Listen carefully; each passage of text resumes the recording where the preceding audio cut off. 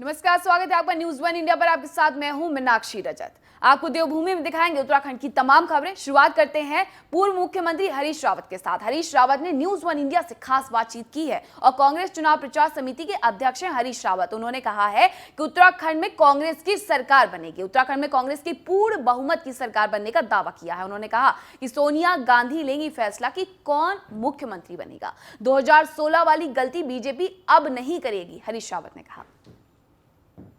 उत्तराखंड में हुए विधानसभा चुनाव में कांग्रेस के सबसे बड़े चेहरे हरीश रावत जी हमारे साथ हैं और चुनाव खत्म होने के बाद वो कार्यकर्ताओं से कांग्रेस भवन में मिल रहे हैं। रावत जी चुनाव संपन्न हो गए। आज आप कार्यकर्ताओं के साथ हैं। आपके फेस पर सर चुनाव लड़ा गया और बहुत विपरीत परिस्थितियों में आपके नेतृत्व में चुनाव लड़ा गया। तो सर, कैसा चुनाव का अनुभव रहा और क्या परिणाम आ रहा है? कांग्रेस जीत रही है, स्पष्ट बहुमत ला रही है। बहुत अच्छा बहुमत लोग दे रहे हैं कांग्रेस को, बहुत अच्छा बहुमत दे रहे हैं। सर, क्या लगता है कि इस बार क्या मोदी मैजिक नहीं दिखा? कांग्रेस ने जो 4 धाम 4 काम, बेरोजगारी, महंगाई के मुद्दे उठाए, उस पर जनता आपके साथ थी। ये सब जनता के सवालों का मैजिक है और जनता ही जो है चीफ मैजिशियन है और उन्होंने ही एक चमत्कार किया है कि कांग्रेस शानदार तरीके से जीत रही है और भाजपा बूट आउट हो रही है, बाहर निकाली जा रही है। सर, मुख्यमंत्री के चेहरे को लेकर आपने कहा था या तो मैं हूं नहीं तो मैं घर बैठूंगा। हालांकि आप कह रहे हैं कि आला कमान ही निर्णय लेगा, जबकि पार्टी के नेताओं के अपने अपने बयान आ रहे हैं। आखिर वास्तविकता क्या है सर? इसमें कोई बयान की बात ही नहीं है। सोनिया जी ही निर्णय करेंगी, कांग्रेस अध्यक्ष ही निर्णय करेंगी कि कौन मुख्यमंत्री होगा और हम सबके अनुरोध पर ही निर्णय करेंगी।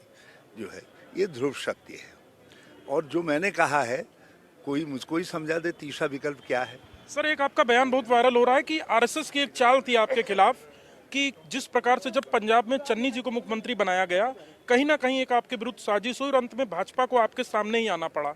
तो ये इसके अक्सर क्या मायने हैं? इसके माने वही हैं जो मैंने कहा है। सर, मेरा भाजपा बीच में से जो है ये कह करके एक कानाफूसी बड़ा कैंपेन चलाया था उन्होंने कि अब हरीश रावत तो हटा, हरीश रावत नहीं बना, अब तो चरणजीत सिंह चन्नी तो बन गए, हरीश रावत नहीं बना। तो उसमें मैंने अपने जनता जनार्दन अपने लोगों को गारंटी देने के लिए कहा कि मैं हूं और मैं चीफ मिनिस्टर हूं। सर, एक आखिरी सवाल है कि जो विधानसभा में हालिया चुनाव हैं, इसमें ऐसी एक चर्चा बहुत बड़ी है कि निर्दल और बसपा को भी कुछ अच्छी सीटें मिल सकती हैं और भारतीय जनता पार्टी जिस प्रकार से उनके संपर्क में कोई ना कोई संदेश है। आपका सर आकलन क्या है? हमारा बिल्कुल सीधा आकलन है। सारी लोकतांत्रिक शक्तियों के साथ, प्रोग्रेसिव शक्तियों के साथ को हम साथ लेकर के चलेंगे। लेकिन जहाँ तक सरकार बनाने के लिए सहयोग की जरूरत है, हमको पूरा विश्वास है कि हम 48 से ज़्यादा ही ला रहे हैं, तो ऐसी आवश्यकता नहीं पड़ेगी। क्या भारतीय जनता पार्टी 2016 वाली भूल करने जा रही है? अब वो भूल करना भी चाहें तो उत्तराखंड के लोग जो है उनको लठा करके इतना मारेंगे भाजपा वालों को कि इनकी जो बाद में संतानें भी होंगी वो भी गंजी पैदा होंगी। तो इसलिए भाजपा अब ये गलती नहीं करेगी जो 2016 में की। तो ये हरीश रावत जी थे जिनका कहना था कि बहुमत के साथ कांग्रेस सरकार बनाने जा रही है और पूर्व में जो कुछ हुआ, विशेषकर 2016 का घटनाक्रम या अन्य लोगों को साथ अपने लाने की जो साजिश थी, वो इस बार कामयाब नहीं होगी। कैमरामैन राजन बड़ोला के साथ Sudeep Jain, news one India, Dehradun. और बिशन सिंह चुफाल ने भी न्यूज वन इंडिया से खास बातचीत की है। कैबिनेट मंत्री और डीडी हाट से बीजेपी प्रत्याशी हैं चुफाल। उत्तराखंड में उन्होंने कहा कि बीजेपी की पूर्ण बहुमत की सरकार बन रही है। किसी को शक नहीं होना चाहिए कि बीजेपी की सरकार बनेगी। भीतरघात की आशंका पर मैंने अपने विचार व्यक्तिगत रखे हैं। उन्होंने कहा कि पार्टी फोरम में रखी जानी चाहिए थी भीतरघात की बात। विधानसभा चुनाव में मोदी मैजिक चला है। आप भी देखिए क्या कुछ कहा उन्होंने। उत्तराखंड सरकार में कैबिनेट मंत्री रहे और पिथौरागढ़ जिले से डीडी हाट विधानसभा सीट से भाजपा के प्रत्याशी बिशन सिंह चुफाल जी हमारे साथ हैं। पिथौरागढ़ से लौट चुके हैं, इनसे बातचीत करेंगे। चुफाल जी, चुनाव में आपने क्या देखा, विशेषकर कुमाऊं में? क्या कंपटीशन कांग्रेस से कड़ा मिल रहा है भारतीय जनता पार्टी को? देखिए, इस विधानसभा चुनाव में भारतीय जनता पार्टी के पक्ष में मतदान हुआ है। इसलिए मतदान हुआ कि केंद्र की जितनी भी योजनाएं हैं उन योजनाओं का फायदा प्रदेश की जनता को मिल रहा, आम जनता को।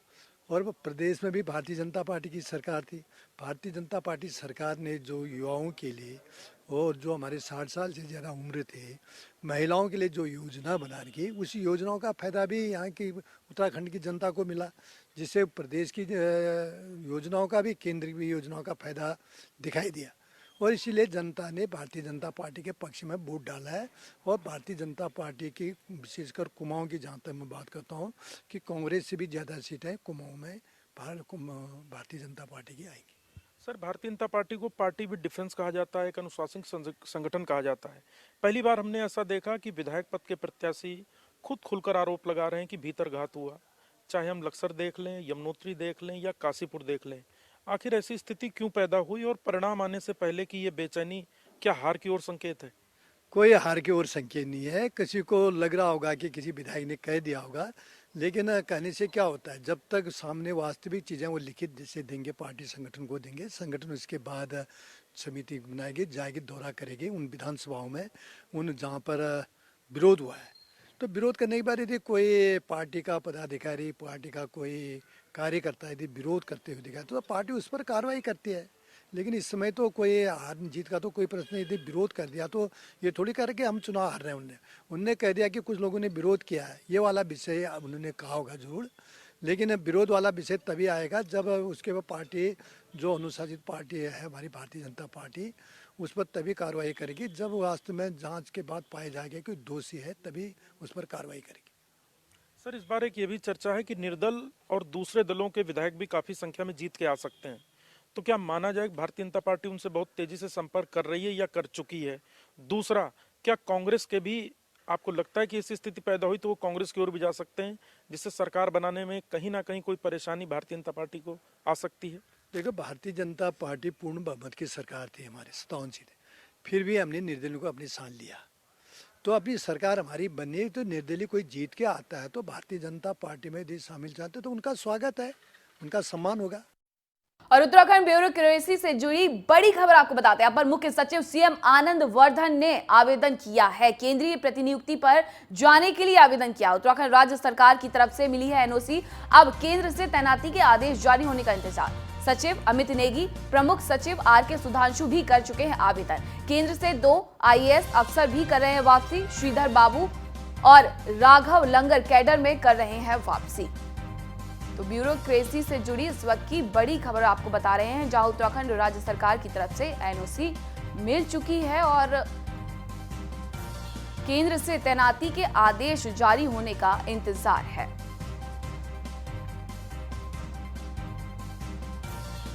सचिव अमित नेगी, प्रमुख सचिव आर.के. सुधांशु भी कर चुके हैं आवेदन। अब केंद्र से तैनाती के आदेश जारी होने हैं। केंद्रीय प्रतिनियुक्ति पर जाने के लिए आवेदन किया है।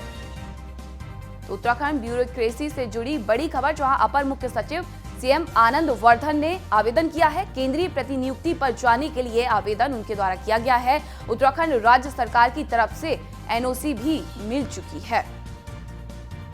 तो केंद्रीय प्रतिनियुक्ति पर जाने के लिए आवेदन किया गया है उत्तराखंड राज्य सरकार की तरफ से। इसे लेकर के एनओसी भी मिल चुकी है और अब केंद्र से तैनाती के आदेश जारी होने का इंतजार है। सचिव अमित नेगी, प्रमुख सचिव आर.के. सुधांशु भी कर चुके हैं आवेदन। केंद्र से 2 आईएएस अफसर कर रहे हैं वापसी। श्रीधर बाबू अदांकी और राघव लंगर कैडर में कर रहे हैं वापसी। करते अगली खबर का। मुख्यमंत्री पुष्कर सिंह धामी ने हरिद्वार के जगजीतपुर में निर्माणाधीन मेडिकल कॉलेज और अस्पताल का जायजा लिया है। निर्माण एजेंसी के अधिकारियों से कार्यों की प्रगति भी जानी है। इस दौरान सीएम धामी ने निर्माण कार्यों में तेजी लाने के निर्देश दिए हैं। मुख्यमंत्री पुष्कर सिंह धामी ने कहा कि कार्यों में गुणवत्ता का पूरा ध्यान रखा जाए। मुख्यमंत्री पुष्कर सिंह धामी ने कहा कि अगस्त 2023 तक मेडिकल कॉलेज के प्रशासनिक भवन का निर्माण कार्य पूरा कराने का लक्ष्य है। 2024 तक ये पूरी तरह से अस्तित्व में आ जाएगा। मुख्यमंत्री ने उत्तराखंड में पूर्ण बहुमत के साथ बीजेपी की सरकार बनने का दावा भी किया है।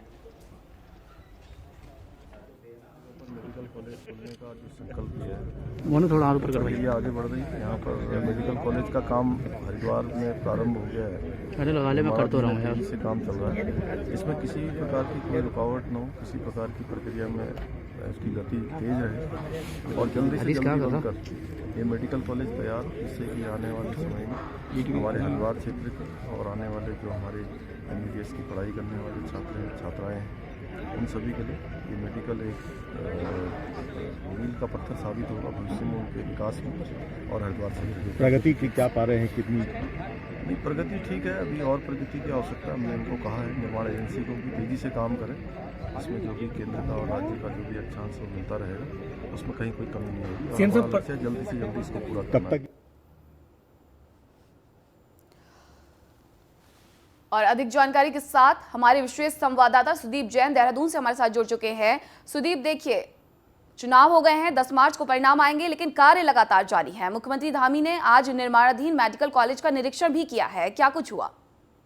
देखिए, मुख्यमंत्री पुष्कर सिंह धामी चुनाव के बाद जब वो फ्री हुए, इसके बाद वो 3 दिनों के लिए दिल्ली में थे और दिल्ली से लौटने के बाद वो देहरादून से आज हरिद्वार पहुंचे हैं। दरअसल हरिद्वार में एक राजकीय मेडिकल कॉलेज का निर्माण हो रहा है, इसको समय से पूरा किया जाए क्योंकि राजकीय मेडिकल कॉलेज निर्माण में भारत सरकार से भी कई एनओसी और अनापत्तियां प्राप्त होनी है, लिहाजा काम समय से हो और नियुक्तियां समय से हो। इसके साथ ही जो बैच पहला प्रारंभ होगा एमसीआई की मान्यता के बाद वो शुरू हो जाए, इस पर सरकार का फोकस है। इसीलिए मुख्यमंत्री आज हरिद्वार में थे, वो यहाँ स्थानीय कार्यकर्ताओं और नेताओं से भी मिले हैं, चुनाव पर भी हल्की सी गपशप हुई है और इसके बाद करीब 3 बजे वो वापस आएंगे देहरादून। यहाँ से वो मुख्यमंत्री आवास आएंगे। मुख्यमंत्री आवास में भी मुख्यमंत्री आज कुछ लोगों से मुलाकात करेंगे, ऐसी अभी तक की जानकारी है। अभी जो मेडिकल कॉलेज पर फोकस सरकार का इस बात का भी है कि चालू वित्तीय वर्ष में, क्योंकि भी मार्च का महीना आना है, तो चालू वित्तीय वर्ष में जो चीजें संपादित होनी है, जो पूरी होनी है, उनको पूरा कर लिया जाए, इस बात पर विशेष फोकस है। सुदीप, कब से ये मेडिकल कॉलेज बनना शुरू हुआ? क्योंकि 2023 तक इसका लक्ष्य रखा गया है, लेकिन अगर हम इमारतों की बात करते हैं तो अभी इमारतें उतनी बनी नहीं है, तो 2023 तक क्या संभावना है कि ये बन पाएगा जैसा कि लक्ष्य है? जी बिल्कुल ठीक कहा आपने, यही मुख्यमंत्री ने भी नाराजगी व्यक्त की है कि काम में तेजी लाई जाए। अभी तक जो चुनाव वगैरह में व्यस्त थे और चुनाव प्रक्रिया पालन कराने में, उन अफसरों को भी निर्देश दिया गया है कि कामकाज में तेजी लाएं, ताकि किसी भी प्रकार से जो समय से लक्ष्य निर्धारित है निर्माण का और उसके बाद मेडिकल कॉलेज संचालन का पहला बैच शुरू होने का, उसे पूरा किया जा सके। इस दौरान मुख्यमंत्री धामी ने यह भी कहा है कि हम पूर्ण बहुमत के साथ फिर से सरकार बना रहे हैं। जी बिल्कुल, देखिए मुख्यमंत्री पुष्कर सिंह धामी जो कि खट्टीमा सीट की प्रत्याशी भी हैं, वो पूरी तरह कॉन्फिडेंट है और उन्होंने कहा है कि जो भारतीय जनता पार्टी ने नारा दिया है, अब की बात सार वो लक्ष्य पूरा होने जा रहा है। बहुमत से सरकार बनेगी और उत्तराखंड में जो मिथक है उसको तोड़ेंगे, क्योंकि यहाँ एक मिथक है कि 5 साल कांग्रेस 5 साल भाजपा, बीते 20 वर्षों में यही हुआ है, पर इस बार ऐसा नहीं होगा और भारतीय में पुनः वापसी करेगी। बिल्कुल सुदीप, जो मिथक है उसे तोड़ने का प्रयास भारतीय जनता पार्टी पूरी तरीके से कर रही है। सुदीप, बहुत बहुत शुक्रिया आपका तमाम जानकारी के लिए। खबर हरिद्वार से, जहां त्योहार का सीजन आते ही मिलावटखोरों की सक्रियता देखने को मिल रही है, वहीं मिलावट के चलते जनता की सेहत पर व्यापक असर पड़ता भी नजर आ रहा है। हालांकि खाद्य सुरक्षा विभाग समय समय पर ऐसे मिलावटखोरों के खिलाफ अभियान चलाता रहता है। वहीं डिप्टी कमिश्नर RS कठैत के नेतृत्व में हरिद्वार के कई खाद्य प्रतिष्ठानों पर औचक छापा मारा गया है। डॉक्टर पंकज कुमार पांडे जो फूड सेफ्टी कमिश्नर उत्तराखंड हैं, उनके निर्देश पे जो है 4 टीमें गठित की गई हैं स्टेट लेवल पर, जो है लगातार नैनीताल जिला, उधम सिंह नगर, हरिद्वार तथा देहरादून में लगातार जो है इंस्पेक्शन की कार्रवाई कर रही है। इंस्पेक्शन के दौरान जो मेनली जो है मैन्युफैक्चरिंग यूनिट्स हैं, हमारे द्वारा जो है उनको टारगेट किया जा रहा है। मैन्युफैक्चरिंग यूनिट में निरीक्षण के दौरान जो भी उसके शॉर्ट कमिंग्स हैं, जो भी निर्माण की प्रोसेसिंग में जो भी कमियां पाई जा रही हैं, हम उनको जो है उजागर कर रहे हैं तथा तत्काल मौके पे जो कमियां वहां पर पूर्ण की जा सकती है उनको। वहीं देहरादून में भी दूध की कई डेयरियों पर खाद्य सुरक्षा विभाग और विजिलेंस की टीम ने छापेमारी की है। जिला सुरक्षा खाद्य अधिकारी SP जोशी का कहना है कि कई दूध की डेयरियों में शिकायत आ रही थी, जिसको लेकर दूध, पनीर और दही के सैंपल लिए गए हैं। अगर सैंपल में जांच के दौरान किसी तरह की खामियां पाई जाती हैं तो डेयरी मालिक के खिलाफ विभाग द्वारा कार्रवाई की जाएगी। आज हमारी जो एक टीम है, आज सुबह हम 6 बजे से जो दूध की डेयरियाँ है उसमें चेक कर रहे हैं, इंस्पेक्शन कर रहे हैं और सैंपल ले रहे हैं। और इसमें जो हमारी टीम है, इसमें 2 हमारी एक फूड सेफ्टी की टीम है, दूसरी हमारी FDA की विजिलेंस टीम हमारे साथ में है। जो ये टीम का गठन है हमारे खाद्य सुरक्षा आयुक्त महोदय के निर्देश। और देहरादून में डीएम आर राजेश कुमार का कहना है कि वो लगातार सड़कों का निरीक्षण कर रहे हैं, साथ ही संबंधित विभागीय अधिकारियों को निर्देश भी दे रहे हैं जो कि विभाग अपने कामों के लिए सड़कों को खोद रहे हैं वो सड़क की स्थिति को भी ठीक कर दे। फिर भी अगर कोई विभाग ऐसा नहीं करता है तो उनके खिलाफ एफआईआर दर्ज की जाएगी। मैंने पिछले विगत दो तीन दिन से लगातार स्मार्ट सिटी के कामों का मैं निरीक्षण कर रहा हूं और संबंधित विभाग के अधिकारियों के साथ और स्मार्ट सिटी के ऑफिसर्स के साथ भी ये निरीक्षण किया जा रहा है। और जहां जहां सड़कें बदहाल हैं, जहां जहां गड्ढे हैं और जहां जहां संबंधित विभागों द्वारा कार्रवाई व काम किया जाना है, जैसे कुछ जगहों पे जल संस्थान द्वारा काम किया जाना है, कुछ जगहों पे विद्युत विभाग द्वारा काम किया जाना है, कुछ जगहों पे ड्रेनेज का काम है, सीवर का काम है, ये जो पेंडिंग है, तो इन सभी में संबंधित कार्यदायी संस्थाओं को निर्देशित करा दिया गया है कि समय पे काम सुनिश्चित करें और डिफरेंट डिपार्टमेंट्स के बीच में जो कोऑर्डिनेशन है वो एस्टैब्लिश करें। क्योंकि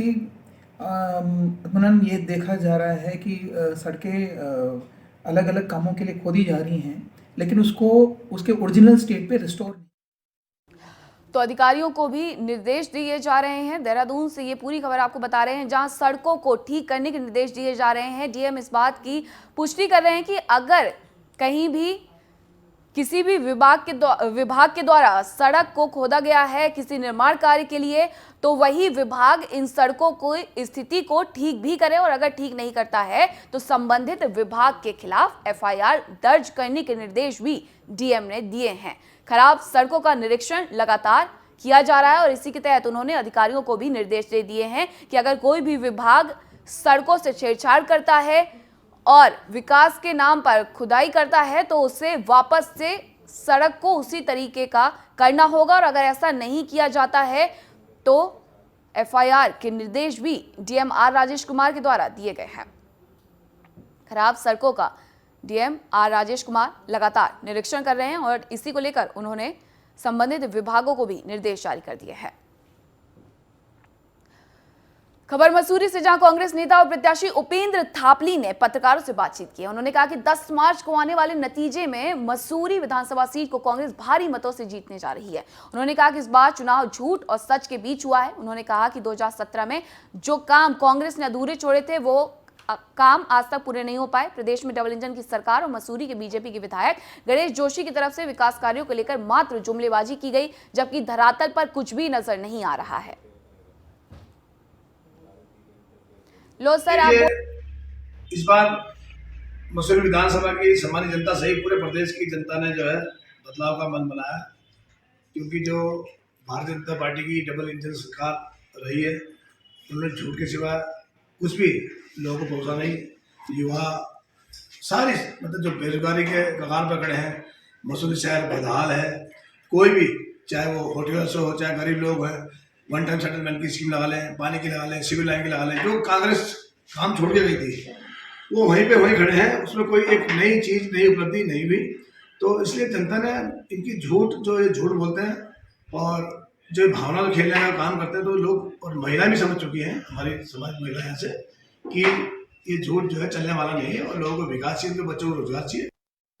उत्तराखंड कांग्रेस में चल रही बड़े नेताओं और प्रत्याशियों की मुलाकात के सिलसिले थमने का नाम नहीं ले रहे हैं।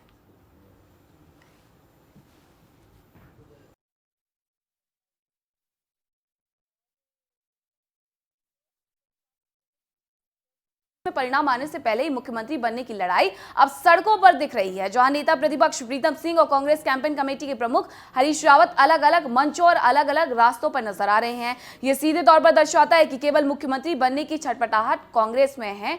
वहीं उन्होंने कांग्रेस के ईवीएम बयान पर भी पलटवार करते हुए कहा कि ईवीएम में जनता ने अपना मत दे दिया है और ईवीएम खुलने के साथ ही यह साफ हो गया है कि उत्तराखंड में एक बार फिर से कांग्रेस हार चुकी है, लिहाजा कांग्रेसी ईवीएम की नहीं अपनी चिंता करें। पहली बात तो ये है कि उत्तराखंड में एक बार फिर भारतीय जनता पार्टी की सरकार बनने वाली है और कांग्रेस को अगर कोई मुगालता है तो वो मुगालते में रहे, हमें कोई आपत्ति भी नहीं है। लेकिन इन दोनों नेताओं जिनका आपने नाम लिया, अलग अलग जो दौरे हो रहे हैं वो कांग्रेस के अंदर जो अंदरूनी संघर्ष है उसका परिणाम है और दोनों के दोनों अपने लिए बैटिंग करने में लगे हैं। अभी मालूम चला कि एक पक्ष ने नींबू पार्टी दी तो दूसरे पक्ष को बुलाया तक नहीं। तो ये सब बातें कांग्रेस के अंदरूनी झगड़े से इनका संबंध है। सरकार बनने का तो प्रश्न कांग्रेस का दूर। यूपी में 3 चरण का चुनाव पूरा हो गया है। बाकी के 4 दौर के लिए सभी दल अपनी अपनी ताकत झोंक रहे हैं। इस चुनावी घमासान के बीच यूपी बीजेपी के सह प्रभारी और केंद्रीय मंत्री अनुराग ठाकुर से एक्सक्लूसिव बात की हमारे एडिटर इन चीफ अनुराग चड्ढा ने। इस खास बातचीत में अनुराग ठाकुर ने सीधा और करारा हमला किया सपा अध्यक्ष अखिलेश यादव पर। अनुराग ठाकुर ने सपा के आतंकी कनेक्शन पर तीखा हमला करते हुए कहा कि जनता प्रदेश को खतरे में नहीं जाने देगी। समाजवादी पार्टी के साथ अखिलेश जी के परिवार के साथ है। अखिलेश जी को इस बात का उत्तर देना होगा, आखिरकार आजमगढ़ आतंक का गढ़ क्यों बना? आखिरकार समाजवादी पार्टी का हाथ आतंकियों के साथ क्यों हुआ? आतंकवादियों को संरक्षण देने का काम अखिलेश यादव जी क्यों करते हैं?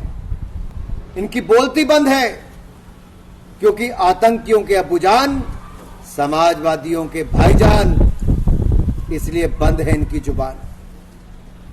अखिलेश जी एक बात का जवाब 2 दिन से नहीं दे पा रहे